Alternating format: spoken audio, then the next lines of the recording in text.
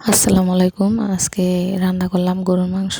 রান্নাটা দেখেন আর আমার জীবনের কিছু গল্প বলি। ঘরে এত কাজ কাম করার পরে এরপরে যদি বলে যে তুমি কি করো, তখন কেমন লাগে বলেন? ইচ্ছে করে আমার রাগানোর জন্য বলে না এমনিতেই বলে বুঝতে পারি না। আচ্ছা, ও যে আমার সব সময় বলে তুমি কি করছো কি করছো, তাহলে আমি যদি বলি সেম কথা তুমি আমার জন্য কি করছো, তখন ও কি সহ্য করতে পারবে? আচ্ছা, সমস্যা নেই, ভিডিওটা ছাড়ি, তখন ও যদি সামনে পায় তাহলে অবশ্যই দেখবে। দেখার পরে বুঝতে পারবে যে কেমন কষ্ট লাগে। বলতে তো সহজে বলে ফেলে, বা যে শোনে, যে যাকে বলে তার যে কতটা কষ্ট হয় সেটা সে একমাত্র বলতে পারবে।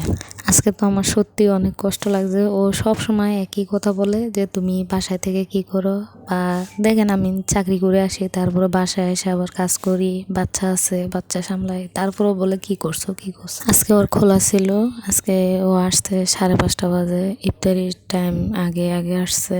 আমি তো ওর দুঃখটা বুঝলাম, কিন্তু ও আমার সাথে বারবার প্রতিদিন এমন করে, তাহলে কেমন লাগে বলেন? বিরক্ত লাগে না? চাকরি করে ওইখানে ছুটি দেয় না বা বন্ধ রাখে না, সেটা কি আমার দোষ?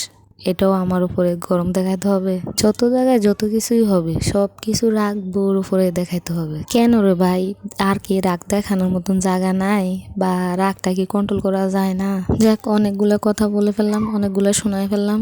আশা করি সবাই ভালো আছেন। আলহামদুলিল্লাহ, আমি অনেক ভালো আছি। স্বামী তো বলবে অধিকার ওনারই বেশি, কারণ দুঃখ প্রকাশ যদি আর কারো কাছে নাও করতে পারে, ওর কাছেই করবে। আবার বউকে ঝাটকে দেবে, আদরও করে। আবার সবসময় যে ঝাটকে দেয় তেমন কোনো কথা না, আদরও করে, খুব যত্ন নেয়। অসুস্থ হলে তো কখন ডাক্তার কাছে নিয়ে যাবে, বা ডাক্তার কাছে যাওয়ার জন্য অনেক করে, রাগারাগি করে। আমার থেকে আসলে ডাক্তার কাছে যাইতে ভালো লাগে না, কারণ ডাক্তার কাছে যাইলে অনেকগুলা ওষুধ দিয়ে বসে থাকে, এই জন্য যাইতেও ইচ্ছা করে না ডাক্তারের কাছে। আল্লাহর কাছে দোয়া করি যাতে শরীরটা সুস্থ থাকে, ডাক্তার কাছে যাতে না যাওয়া লাগে, কারণ ডাক্তার কাছে সত্যি ভালো লাগে না, যাইতে একদমই ইচ্ছা করে না।